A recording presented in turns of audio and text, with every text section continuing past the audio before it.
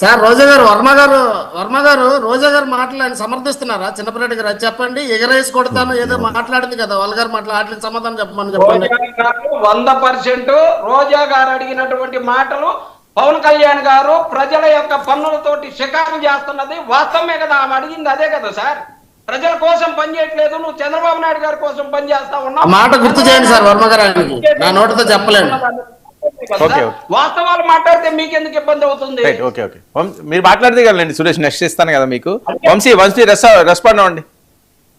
వర్మ గారు good evening అందరికి.